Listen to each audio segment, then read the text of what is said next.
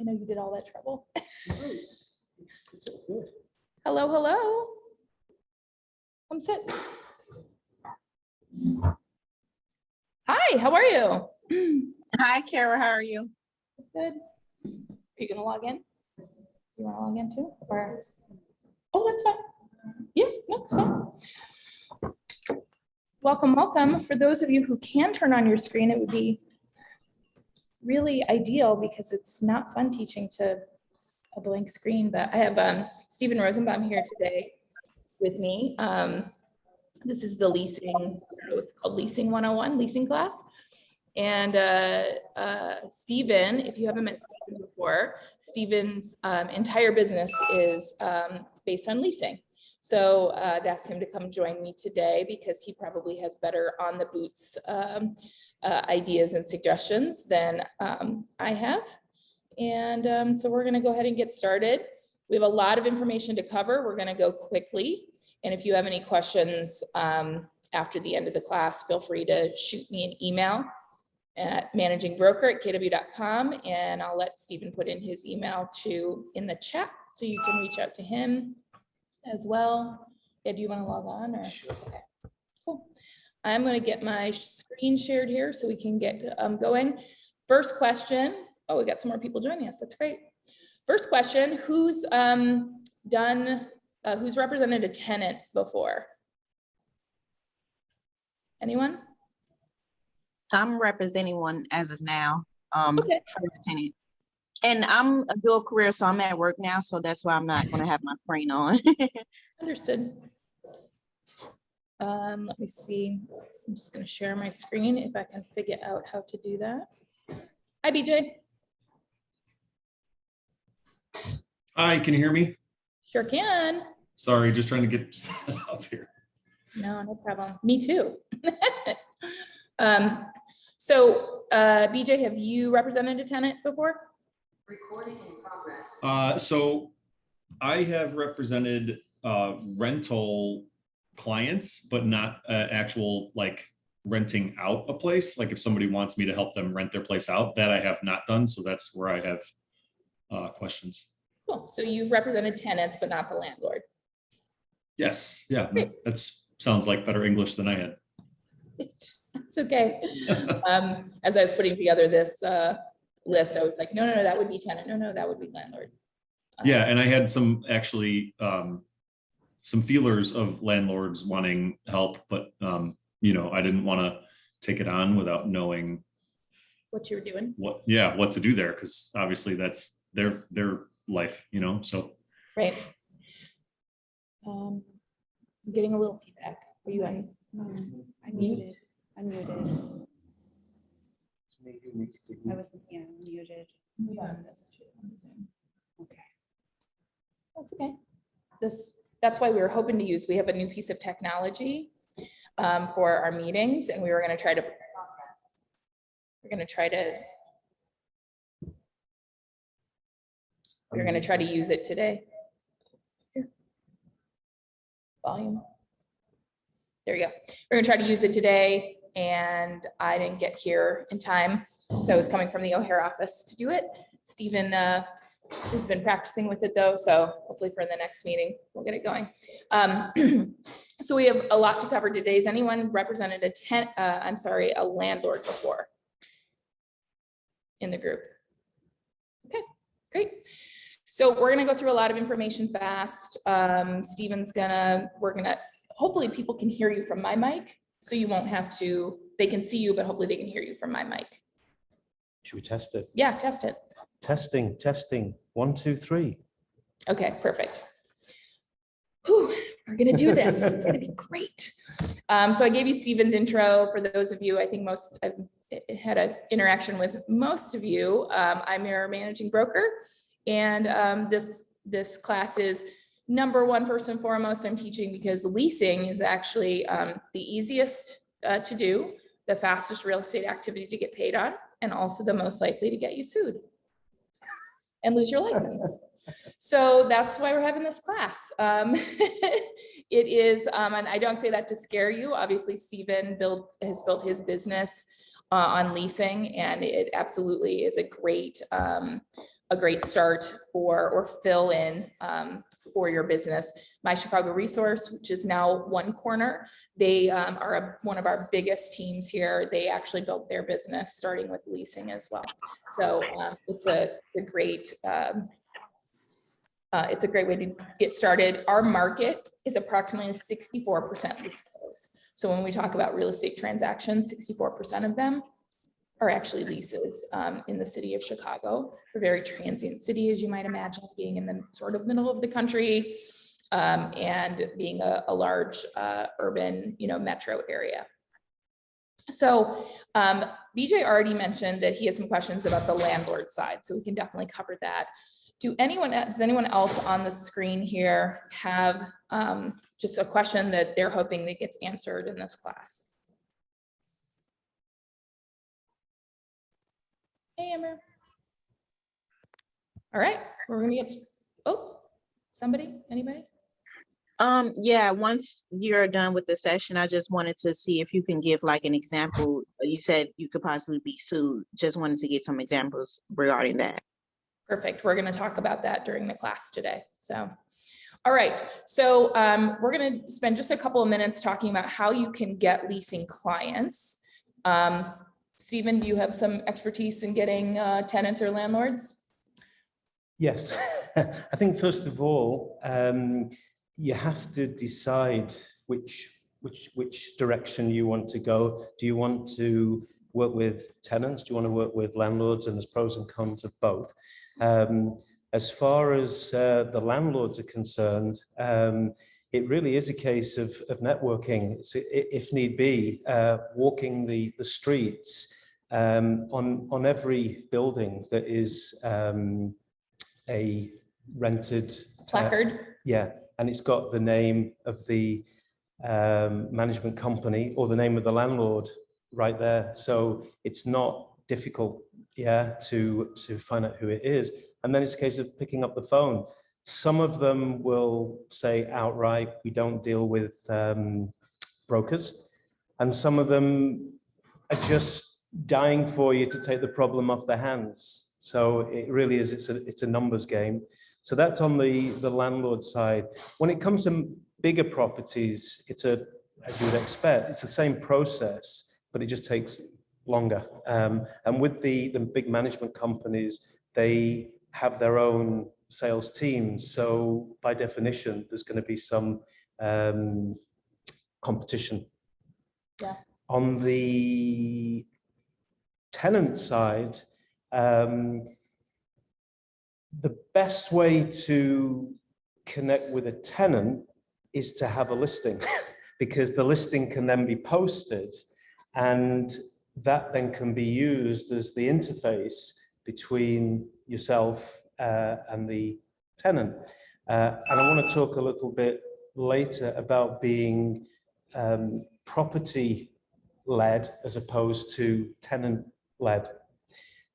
So that's one way. And I guess the other way is to be in regular contact with your sphere to find out who's moving, who's coming into the city, who's moving out, and to position yourself as the go-to. Yeah, that's great advice. Exactly what I would say. I should really be looking here, shouldn't I? Oh, it doesn't matter. Yeah. Yeah. Okay. So on that same note, one of the things you can do is do a search in the MLS for the office MLS numbers for our Keller Williams One Chicago offices. Because we have 3 locations and we're actually members of 4 boards, each office and board number is separate for searching. So when you do a search, you should have 7 office numbers for you to type in to do an MLS search. You'd search by office ID. You can get the office ID numbers. They're in our Facebook group, pinned to the top in the announcements, where there's information for every office. You will see the office ID numbers in there. It's also probably in your onboarding paperwork, like the PowerPoint that Sarah took you through when you onboarded. It's also in the transition handbook if you were here during our transition to one company. Hey, Kara, Yeah, can you clarify? So I have the 3 numbers for the 3 offices because I do searches to do open houses and things like that to make sure that I'm pulling from KW. Yeah. But can you clarify what the other ones are for? I know that there's the 3 for the offices, but why are there 7 total? so for Lincoln Park, everyone that's at Lincoln Park is a member of CAR. So we only have one office ID. At the Lakeview office, we have CAR and more, the Main Street Organization of Realtors. So we have 2 separate ones for that office. And then for our O'Hare office, we have members of CAR, more, NASBAR, which is North Shore Association of Realtors, and NICAR, which is the commercial board. So that's why we have those numbers, and I will show you them right here in the Facebook page. So you're saying that when people post listings, they can post under different numbers, even though they're with, say, Lincoln Park or Lakeview or whatever. Well, I guess Lakeview, right? They have 2. So if they're posting with Lakeview, it's dependent on if they're posting through as a CAR realtor or as a more realtor. Yes, so if, so Kara Mall, for example, is a more realtor out of Lakeview. So when she posts her listings, it shows up under the more MLS ID, which is right here. If, Did not know any of that. yes, so if Ben Turbo at Lakeview is a CAR member, when he posts a listing, it's through this number. So you've got 1, 2, 3, 4, 5. We can't see that. Oh, you can't? Oh, No. well, hold on. Let me. We just share. see your leasing 101 spreadsheet or This would be helpful. Hold on. document. Here we go. So this is, Ah. this is the document that's pinned in the announcement section of the Facebook group. So here's these office IDs right here, more at NASBAR, NICAR. So these are all of O'Hare's. This is the only one for Lincoln Park. And then we have the Lakeview 2 here. So when you're doing a search, so back to the original point, you can do a search in the MLS by office ID and insert all of those IDs with commas separating them and do a search for rentals. So you might want to do who's got an active rental listing. And then you're going to pull it up. It's going to say Tommy Choi or whoever it's going to say. And then you could reach out to them and say, hey, I don't know if your team is actively supporting rental leads that come in for your rental listing at 1930 South Morgan Street. I am a leasing focused agent, and I would love any referrals you'd like to hand off to me. So I have a lease listing right now. So I'm representing a landlord, and I'm getting in Pilsen, and I'm getting a ton of inquiries. And I am never going to go show those, right? So I have those leads of people saying, hey, I saw your listing, people who don't have realtors, who don't have somebody representing them. They're looking on, apartments.com and Domu and wherever, and they're reaching out saying, hey, I'm interested in your listing. So mostly because I don't have the time or availability to service lease, tenant leads, I will forward those off to other people in the office. I never ask for a referral on a lead. Just, here's somebody that's raising their hand saying they're looking. They may or may not interested in ultimately the unit I have posted, and that's okay. You can take them and find them whatever it is they're looking for. So you can do this search, figure out who in the office, and some of our teams do service tenants, so they may not have an opportunity for you, and there may be some who are more than happy to hand those leads off.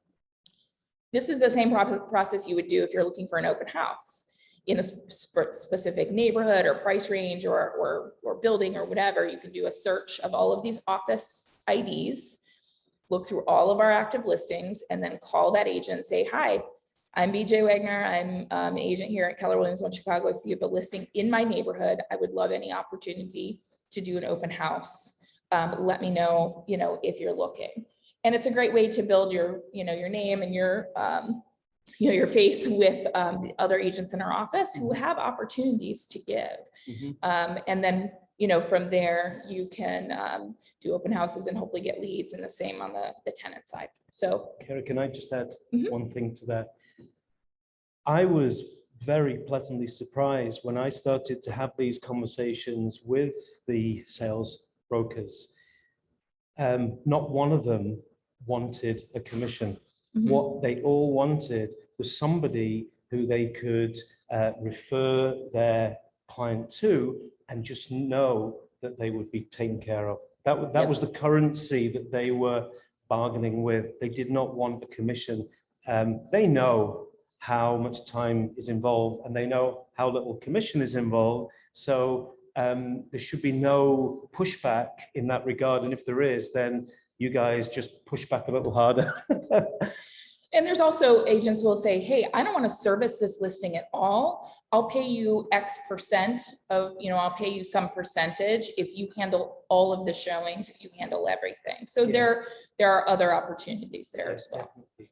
All right. That's an eye opener to me, because I've worked with other agents as far as filling for their showings, if they, for rentals or whatever, where I'll kind of, if they need help. And I've picked up a few rental clients and even buyers clients, through doing that, but I didn't realize that there were, now that you say it, it sounds so simple, right? But I didn't realize that I could actually reach out to other agents that are just busy and don't want to deal with the rentals that Yeah. might be Yeah, able to just push everything over. A lot of our agents will take they couldn't sell the place or they're not ready to sell or whatever. And so they're like, oh, sure, can you rent it out for me? Yes, sure, we'll rent it out for you. Or they've moved to their new homes, haven't been able to, don't want to sell their old home because they want it to be a investment property. And those are, opportunities that our agents will take because they want to service the client, but they may not have the time or bandwidth or desire to support that activity. And so they can hand it off to anyone that's in one Chicago.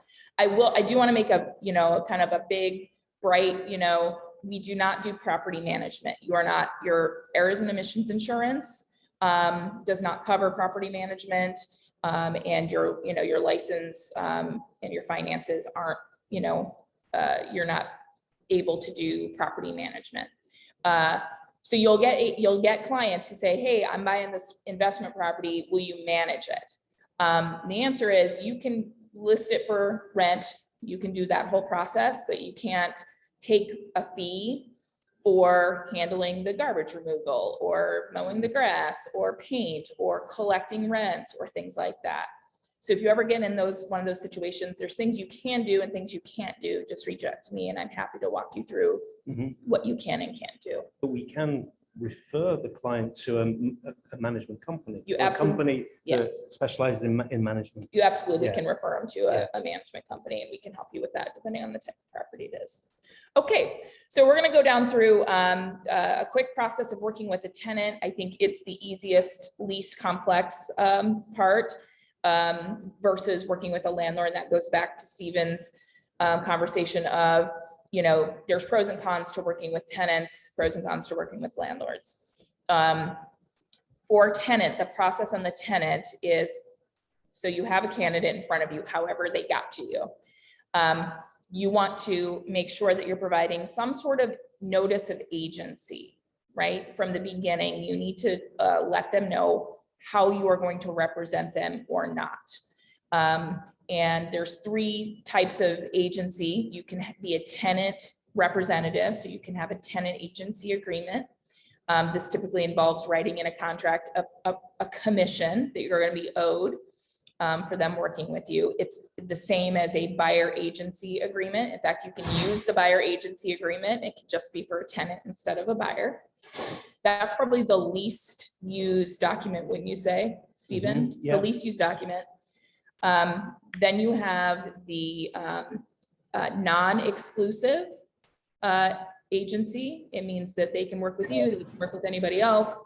You're representing them on, the one thing that they might put an application in on. You only have to give them agency. You only have to disclose agency once, once per transaction. And then there is the notice of no agency. That's just saying, I'm not an agent of yours. I'm just handling the transaction, in front of us. So the notice of no agency and the non-exclusive, neither of those need to be signed by the prospective tenant. However, you do need to deliver those to the tenant. And best practice is that you deliver it at the first chance that you can, like before you start showing properties. You can send it, you can hand it to them. You can send it an email, but I'm going to encourage you to CYA, cover your tush, by sending in an email. Ultimately, you might meet them at the door and hand it to them, but make sure later on you're sending in an email and saying, hey, I know I handed this to you at the door. I know papers can get lost. I just want to make sure you have it. So if there's any ever, would you let him in? If there's ever any question about whether you delivered it, you can prove that you sent it via email. Thank you. You have a question? I have a point Mhm. to add to that, and that is that by having something in writing, it does go some way. Not as far as we would like, but it does go some way of communicating to the client that you are in a relationship, a formal commercial relationship with them. Yes, we're not married, but we're dating. Yes, that's a good way of putting it. Yeah. Yeah. Yeah. Okay. Yeah. And you want to have an expectation conversation with them. How you get paid is the one conversation we're not having with any of our clients, tenants, buyers, sellers. How you get paid.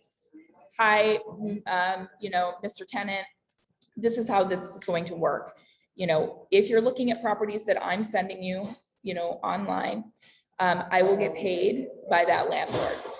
If you're looking at properties on Craigslist, the sign walking down this on the building while you're walking down the street, I may not be getting paid by that landlord because not all landlords, could they do this another time? Sorry, not all landlords pay for real estate brokerage services, right? And the other piece is you have the option of going on your own to those Craigslist signs in the window folks and handling that transaction. But I would love the first opportunity to reach out and find out if they will in fact pay me a commission. If they're not going to pay a commission, then you can go it alone without my support, or you can choose to work with me and pay me a commission. And this is what I charge, and it can be a part of that agency agreement. We have a handful of leasing agents that will charge like a retainer that they get back when they sign a lease. And that's to cover, your time, your gas money, et cetera, for servicing them during, during that booking period before you know whether they're actually going to close a deal with you or not. Okay. Hey, Kara, is that retainer, do they do that just if they don't sell them or rent them a property, or is that a retainer no matter what? Even if they do rent a property and they do get paid a commission, they still pay the retainer? So that's an individual business owner decision. Given what the costs are and how much tenants are really excited to pay for their own way, typically an agent will be giving them that back if they sign a lease. Mm-hmm. It's going to be maybe the equivalent of what you might get for the lease or a portion of it, right? So see people who do a $300 retainer or something of that place. I actually seen an agent who charges per showing. That's probably not going to get you a ton of business. But this is your business. You get to decide how to handle it. Some people will only do leases for people they know and trust, right? They're not building a business like Stephen is on leases. It's up to you how you run that business. How do you collect on that retainer then? Sorry, So Stephen, I knew you were going to say something. So if there's a retainer involved, you're going to want to use a full buyer agency agreement because you need to have that documented, and you just get a check from them up front. Or you can give them the link to Earnestly, which is where we collect our earnest money. They can pay their retainer that way as well. And either way, it's always made out to Keller Williams 1 Chicago. And then you just, would notate that as the deal goes on, whether they're getting that back. So they could pay that retainer up front, and then if they do rent with us and we do get a commission on it, we can give them that money back. Absolutely. And if the tenant is willing to pay you a commission, because they're not going to get anything from the landlord side, I would say that half a month's rent is a good and fair indicator as to what you should charge. Yeah, right now the market very much is half month's rent. There are definitely market times when that is more. There are definitely buildings that will pay you more than a half month's rent, but those are few and far between. They're mostly the downtown high rises. So right now, you're going to mostly see about a half month's rent for compensation.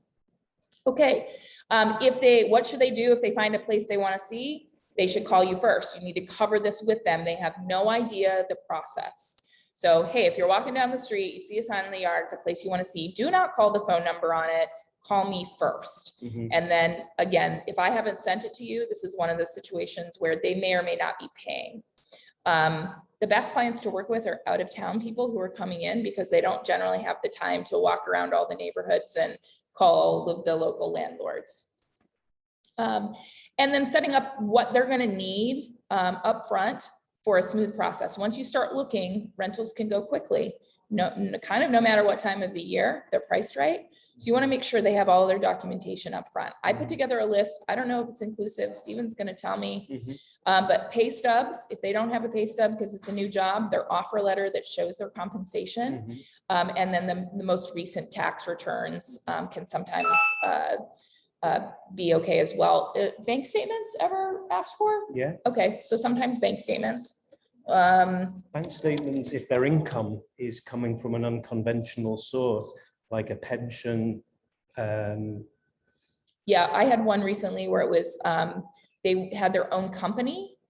And so it was their own 1099 that their company gave them themselves. And so the landlord was like, I'd like to see if this money is actually happening. So like for realtors, for example, right? Social Security is another example. So sometimes they might ask for bank statements. If the pet is involved, sometimes buildings will, number one, they might want to prove the weight of the animal. If there's a weight restriction, they'll want to make sure that the dog or cat or whatever is vetted, has their shots. If it's a service animal, they might ask for certifications on that. And then what else did I miss, Stephen? What else do you ask for your tenant clients to have up front? Well, their credit score and their credit score and their income, because they are the two key drivers in terms of qualification. Most landlords are looking for 650 plus on the credit score side, and that's per adult. And they're looking for a combined income of 3 times the rent.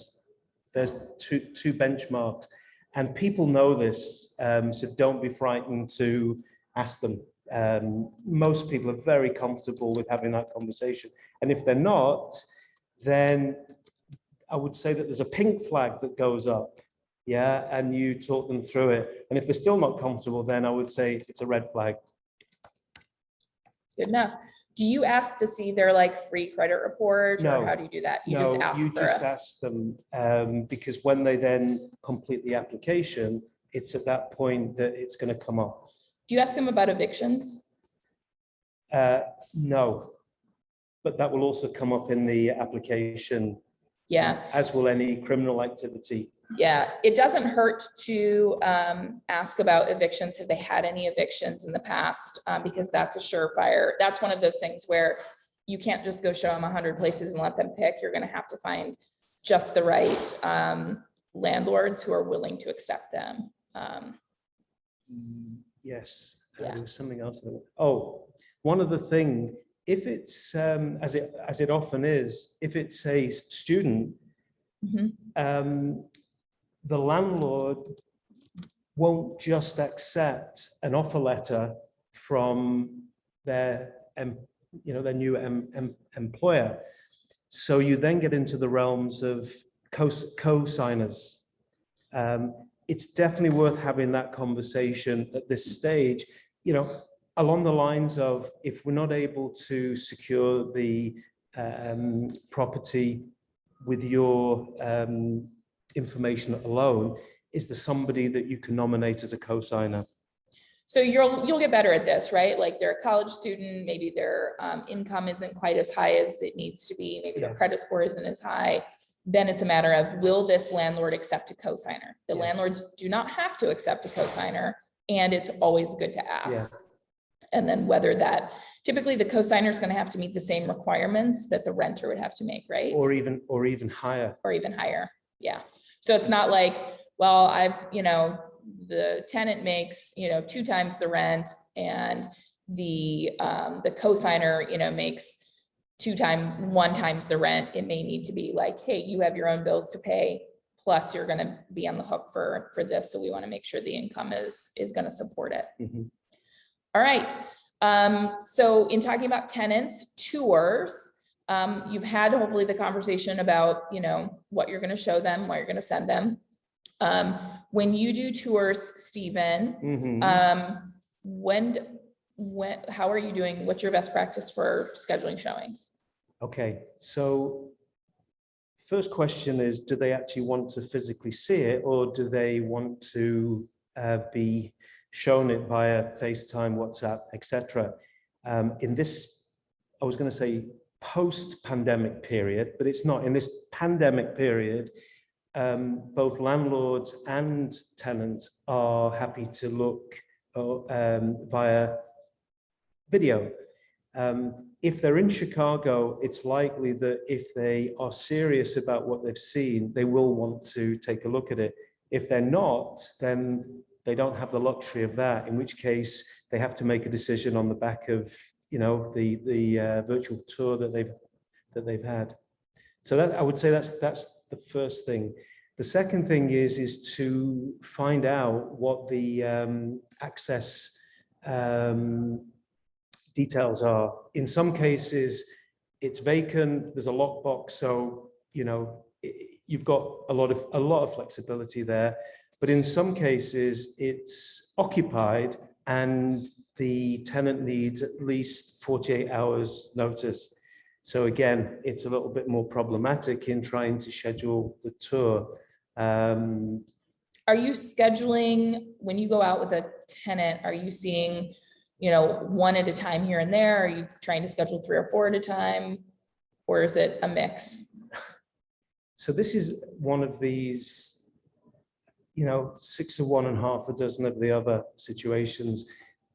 To set up a tour takes more time because there's quite a few ducks to get into a row. Mm-hmm. However, you could do everything on one morning, and then hopefully get a decision there and, a few hours after, or even there and then. On the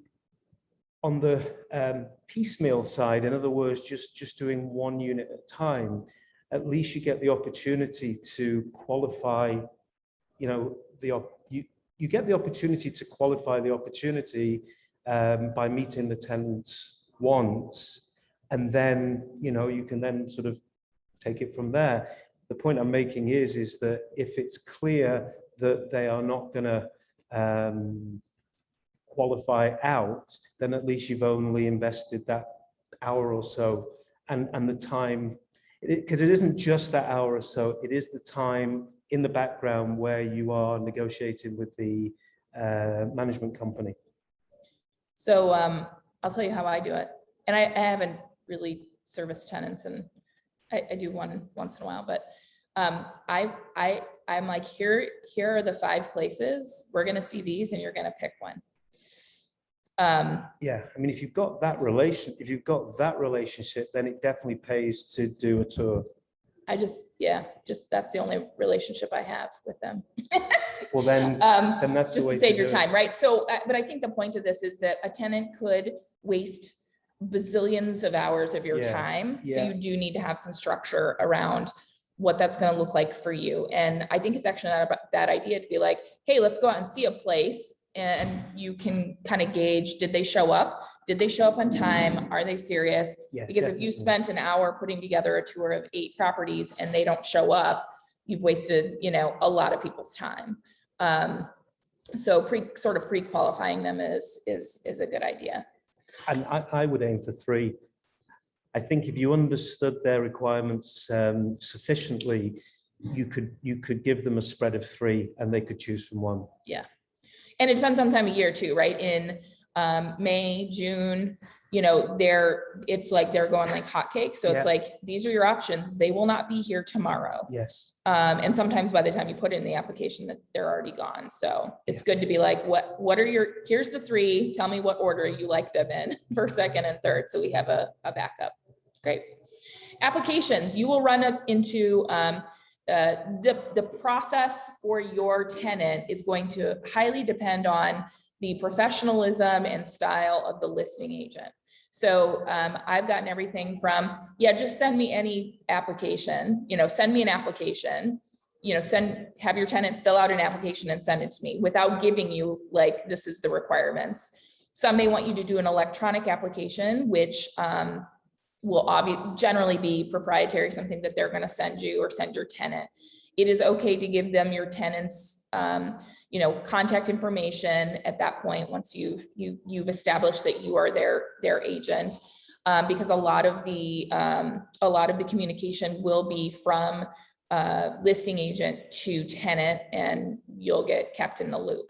So if you're looking for a paper application because they said send me an application but didn't give you one, the CAR application is now back online at the Chicago Association of Realtors website.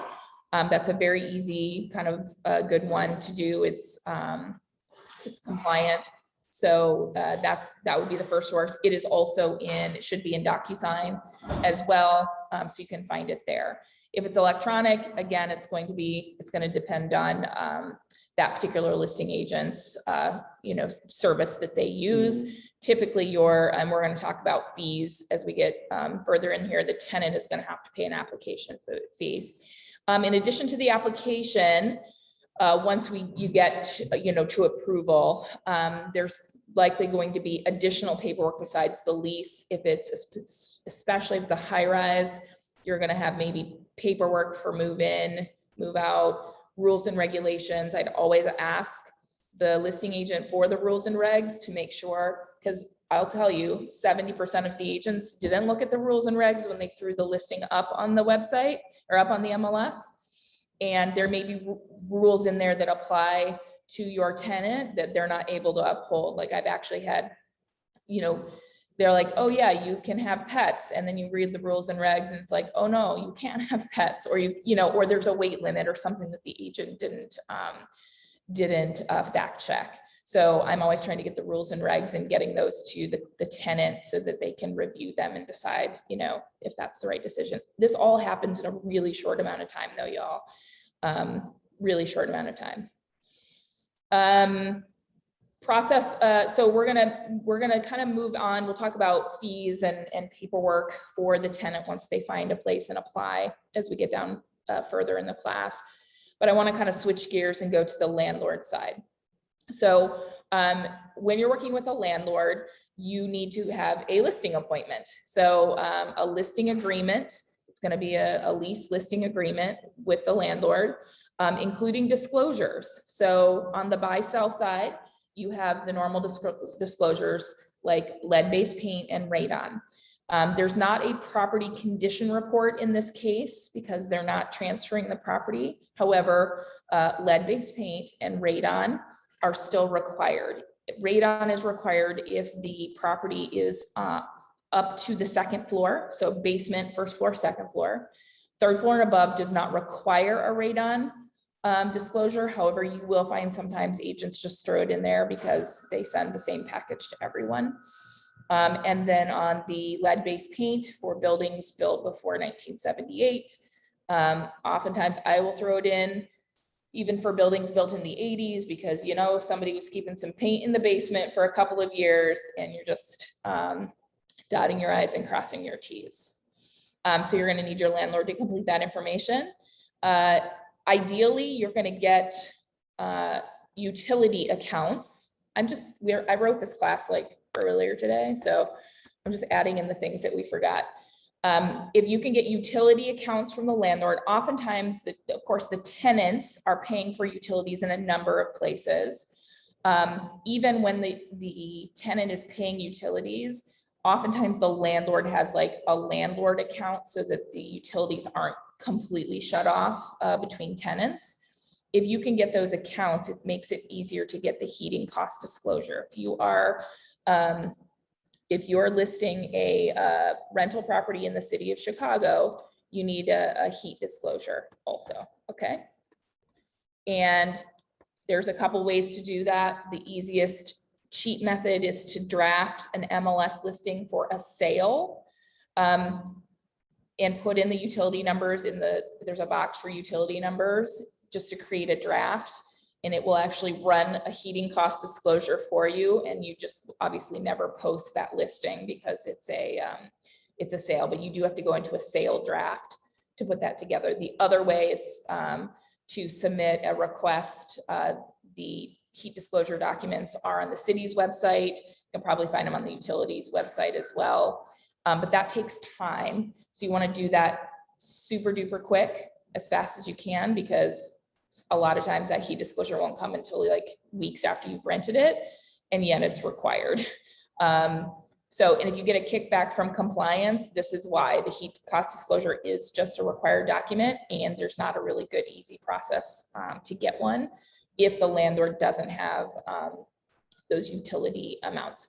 The only time a utility or heat disclosure is not required is if there's not been somebody in the property, you know, or if there's been a number of turnover in the property, so that there's not like a 12-month, there's not like a 12-month reporting of that. Okay. You're gonna have an expectation conversation with your landlord. Same thing applies. Number one, lock boxes. Are you gonna use a lockbox? I'm gonna tell you, you're gonna waste your time and your money if you're not using a lockbox. Central locks are the most secure. I would try to use those whenever possible.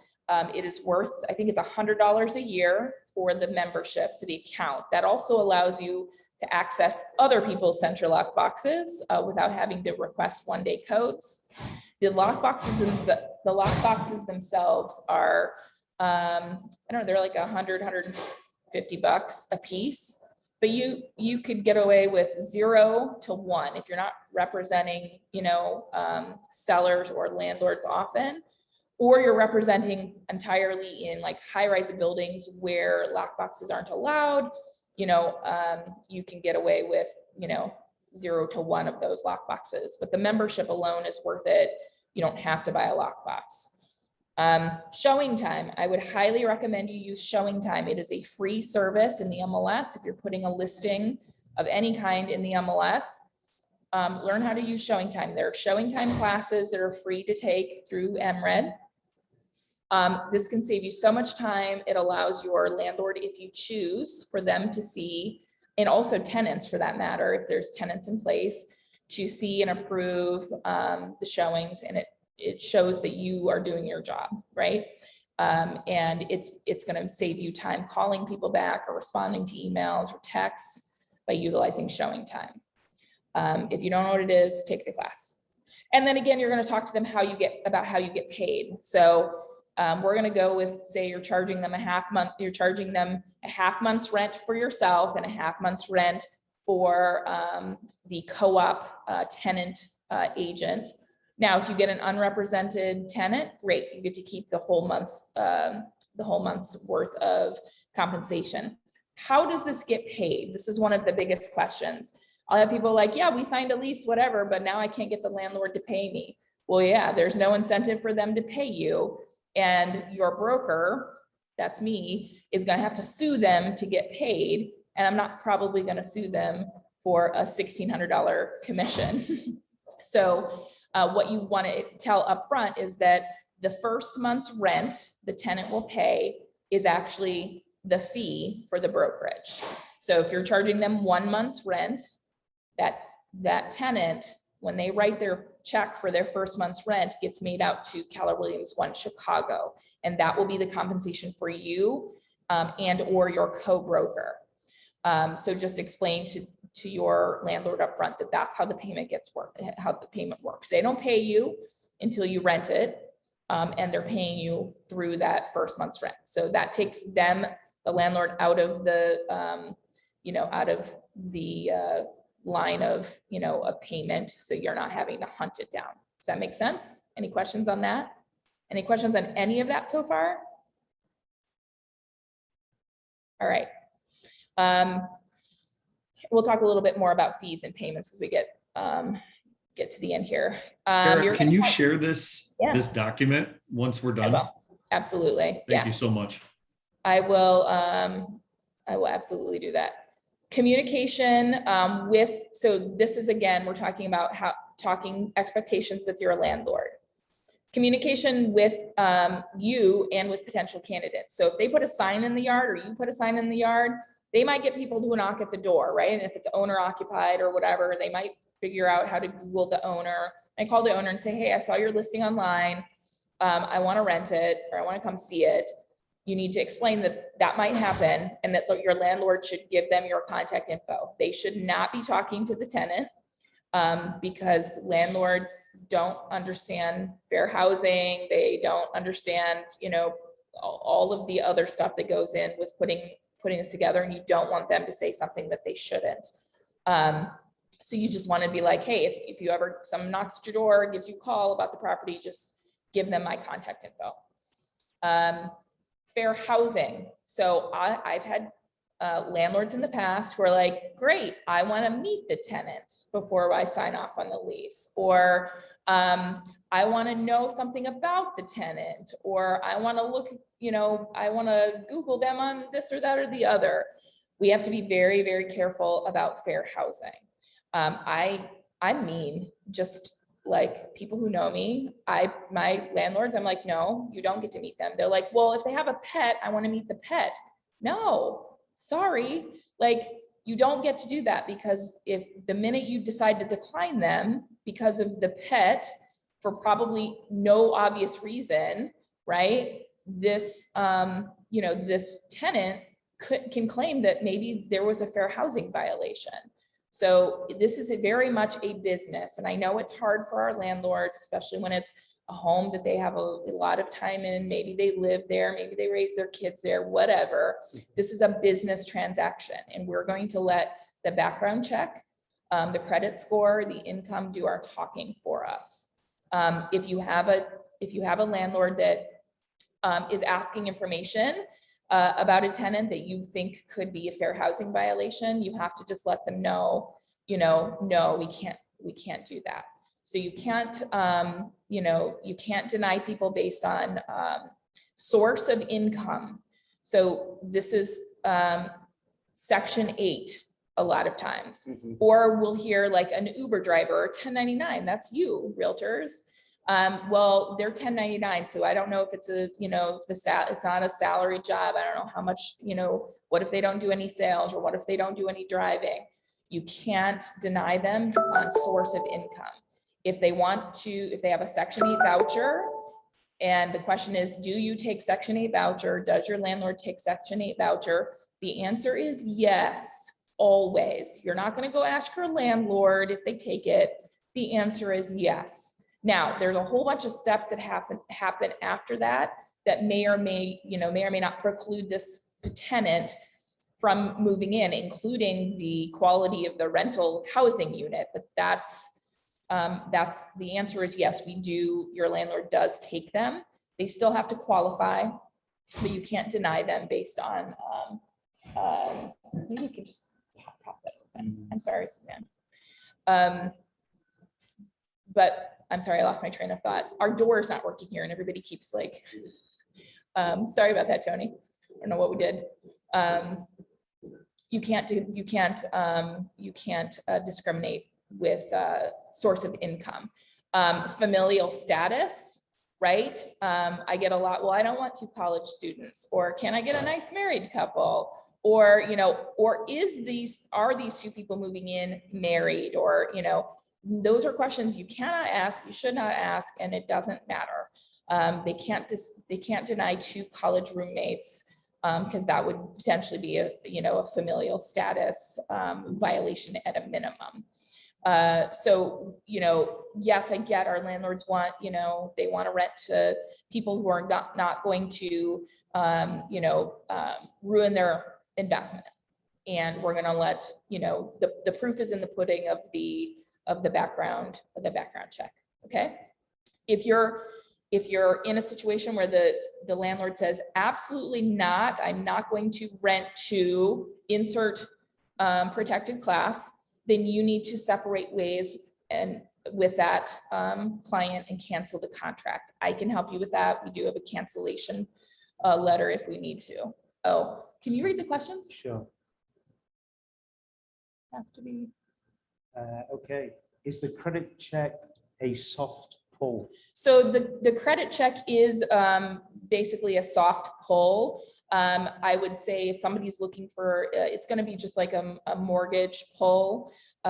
You can do it a number of times within about a month and not have that hurt your credit, your tenant's credit. What about if they have a voucher? Oh, I think. Yep, Brian, I hopefully answered that question for you. The answer is yes. And if you've not done a Section 8 before, the answer is yes. And then you can reach out to me and we can talk through it. And there's a comment here from Anne. I bought 1 lockbox per closing as I had them. I have 4, otherwise key with doorman. Yeah, so Anne mostly, because I know Anne's business, Anne services primarily the South Loop in downtown. And so a lot of times the buildings that she's servicing don't allow lock boxes, but that's a good plan. Just budget out of your closings to get lock boxes, those central lock boxes as you need them. If you're very buyer heavy, you may need 0 to 1 lock boxes. And at the time you get a listing, you're gonna want to get one. I think you've already addressed this one, but I'm going to read it out anyway from Nicole. Does the landlord have to be an approved Section 8 landlord, or all landlords have to take Section 8? Yeah, so all landlords have to, the answer is yes to all landlords have to accept Section 8, and there is a process, right? They would have to get approved, but the prospective tenant who has a Section 8 voucher also has to approve through the landlord's requirements. So I'm going to tell you, the landlord needs to set requirements. Stephen was talking about, a lot of landlords are 650 or above credit score, 3 times the income, 3 times the rent in income. It doesn't matter what your landlord wants those 2 things to be, whatever they are, it should be that for any single applicant. Okay. And I even have, so I have a landlord has a 3 flat, and when they want to change that criteria, I tell them they have to wait until the whole building is empty before we switch it over. Because we don't want to be like, well, this guy that's living in unit 2 got in on, not that they know, but like if there were a lawsuit or something, they could find out. This guy, you let him in on a 550 credit score, but you made me have a 650 credit score. So just pick the criteria and that stays. And by the way, you as a real estate agent, you can run your business and say, this is my minimum criteria, and this is how I run my business. If you're not okay with it, then, I'll help you. I'll refer you out to somebody who, is willing to, to do that. That's up to you. Go ahead. And on that note, I would always check the realtor notes at the bottom of the MLS listing, because in some cases they will actually say at minimum 750. Yeah. And if your client doesn't meet that, don't bother showing it. Yeah. Right. Or call the agent and say, hey, it's been on the market for 120 days. Do you still need a 750 credit score, or you would be okay with a 650? Yeah. Pets ADA, if someone says that they have a pet that is a comfort dog, a service dog, any of those things, yes, there's some gray around what is considered a service dog versus an emotional support dog. And best practice is to not get sued.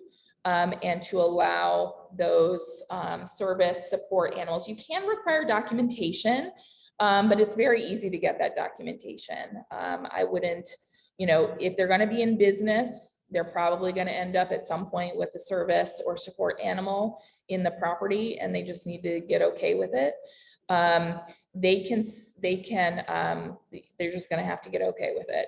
And if you have any, situations, reach out to me regarding that. We don't want to get into again, a sort of a fair housing situation because we've denied, a support animal. And that's for like cats and dogs. It's not necessarily for like pigs and horses and things like that. And this stands even if the building itself does not allow pets. So if you have a condo building that doesn't allow pets, sorry, they get to allow service animals and support animals. The buildings will often have a listing packet or a move-in, move-out packet. So you need to make sure you're talking with the property manager or the condo board if there's not a property manager about what paperwork is required. Sometimes there's notice required before you can put it on the market. So that's something you're going to want to do first and foremost. And there'll often be a packet that the tenant needs to complete as part of their leasing documents. Again, rules and regulations, I'd get a copy of that even if there's nothing else for the tenant to complete. As part of the rules and regs, you should be able to find out whether a sign is allowed to be put on the building or not. Make sure your sign is compliant. If you don't know if your sign is compliant, you can reach out to the compliance department, compliance@kw1chicago.com. We have a marketing upload Google Drive where you can submit all of your signs and graphics and things like that for approval. Listing to leasing, it's spelled just like that. Go to that website, get yourself a free account. You'll associate yourself with either Keller Williams, Lincoln Park, Lakeview, or O'Hare. It's really easy to do. I actually just went through the process earlier to see if anything's changed on it. There is a fee depending on which office you're at. It's around $50 for the tenant to pay for the background check. The landlord can choose to pay for it if they want. That rarely happens. This would be basically the equivalent of an application fee. So for those doing a paper application, they might have you have your tenant write a check or something like that. The Keller Williams One Chicago preferred background check is listing to leasing because it is just ordinance compliant. We'll talk about that in a second. You need to have talked to your tenant, but on this side, we're talking to the landlord about these fees. You're going to charge a fee to use listing to leasing. It's going to be charged to the tenant, prospective tenant. You need to understand from the landlord what kind of move-in fees they may have. This would be in addition to any requirements from the building. The building might have a move-in fee, a move-out fee, an elevator fee. Oftentimes there's two elevator fees. One is a payment, it's a fee, and one is a refundable deposit as long as they don't cause damage. So make sure you understand what's the requirement from the building. And then with the landlord in Chicago, it is highly recommended to not accept security deposits because there are 75,000 ways to screw that up and for them to not only lose the security deposit, but also get huge fines. I've had 3 tenants sue to about $15,000 each is what the tenant won because the landlord made a very minor mistake or 10 mistakes on holding security deposits. So preferably they're using a non-refundable move-in fee. This is going to be somewhere in the $500 range. I've seen them as far as $1,000. It's going to depend on the size of the unit and where it's at. But that's money that the tenant never gets back. And the landlord gets to pocket whether there's damages or not. You'll get a lot of, but what if they damage the unit? Best practice still, if you talk to an attorney, is for the landlord to return the security deposit in full with a letter stating that there's damages and then go after them for those damages in small claims court because the penalties are so great for making mistakes with the security deposits what can and what cannot be deducted from them, that it's not really a insurance plan. Getting a $500 non-refundable move-in fee that they pile up year after year, actually they can put back into the unit that way. There's a fun fact here from Anne. Can you see that? Fun fact, condo buildings have fees to discourage the owners to rent. Absolutely. I had one not too long ago where there was a $1,000 move out fee. And some of the so oftentimes the landlord is charging the $1,000 move out fee up front because they can't control whether that tenant moves out in the middle of the night and pays it or not. That's huge when you're talking about, you've got an elevator fee, you got a move-in fee, you got a fee for the landlord, and now you've got a $1,000 move-out fee that they're paying up front. Yes, so you will see that there's some discouragement there in some of the buildings, especially high rises. And then there may be pet fees as well. If it's a support animal, you cannot charge a fee. It's as though they have, say, a wheelchair or a walker or something like that. The service animals are considered like medical equipment, essentially. So if it's just a pet, you can charge a fee, just make sure the fee stays the same for all pets, and that, you're abiding by any rules that the building has. Because I've seen like, oh yeah, your dog's totally fine. And then you go to the building and they're like, oh no, 35 pounds and we want proof.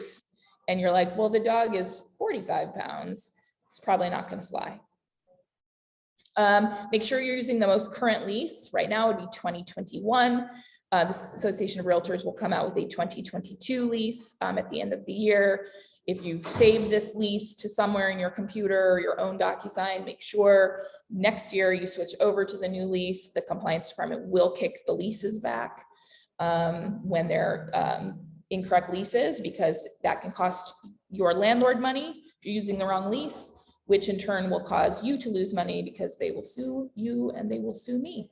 And that's happened 4 times this year so far. So it does happen. Make sure you're read through the Chicago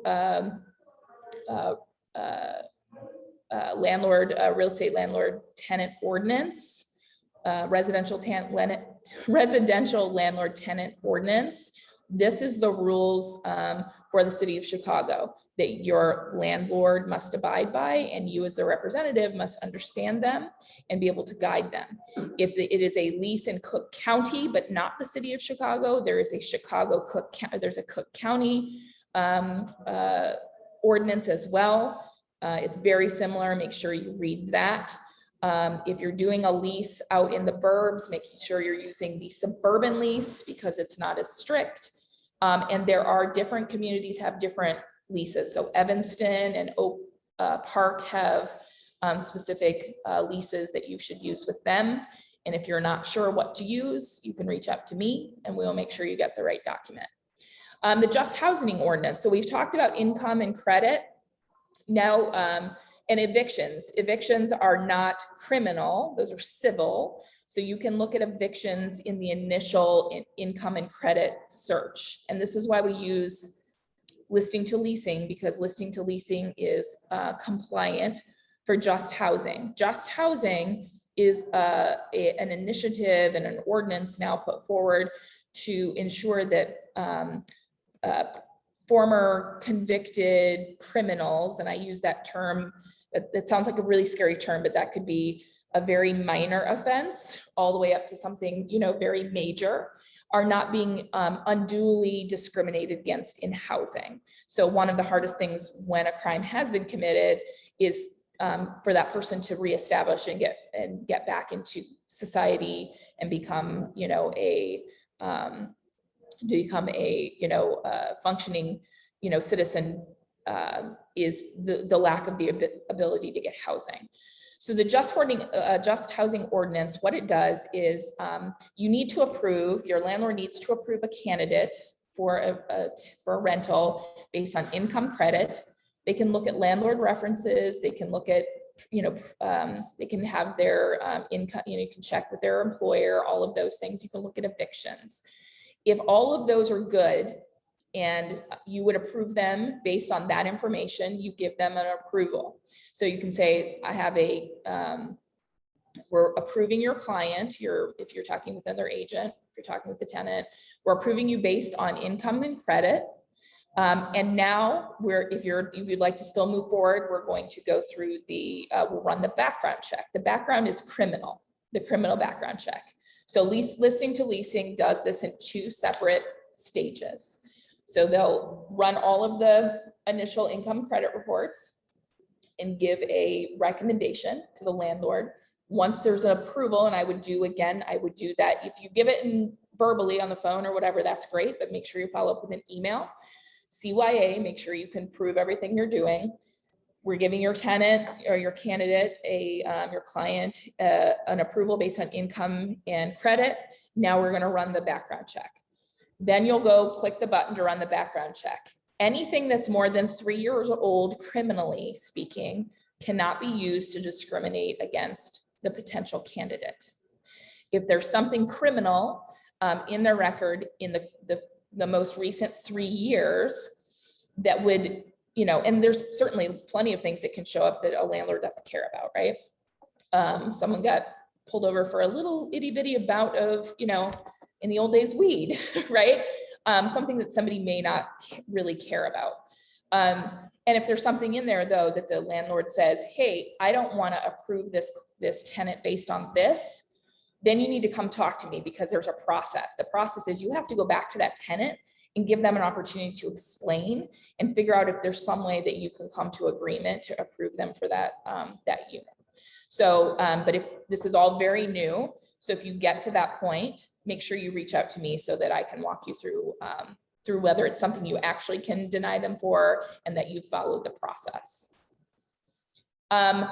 How not to lose your license is don't discriminate. Make sure that you are CYA, that you can prove to the state, if the state comes and investigates you, if somebody makes a claim against you, that you can prove that you did the things that you need to do. Don't ever say that, my landlord doesn't take Section 8. Don't discriminate against anyone, for any reason, which is really the key. If there's a concern, reach out to me. I'm happy to walk you through what's allowable or what's not allowable. And, just be fair and follow the rules, know what you're doing. Don't practice outside your scope. And I realize that some of you have not done this. Most of you have maybe not done this, and there's a first time for everything. Use me, lean on me to help you through your first time with these things so that you're doing it the right way and that your license is not at risk. But if you make a minor risk, and when you're representing a tenant, there's not a whole lot you can do that's going to be a problem other than if you're steering, right? If you're like, you shouldn't live in this neighborhood, or you should live in this neighborhood because, like, that's steering, that's going to be a license violation. But other than that, the biggest risk comes on the landlord side. I would say the landlord side is probably slightly more lucrative because you're spending less time, running around with people, and landlords are signing an agreement with you. They're going to pay you. So there's a little more, it's a little more lucrative on that side, but there's more risk as well. Back to what Stephen said in the beginning, pros and cons.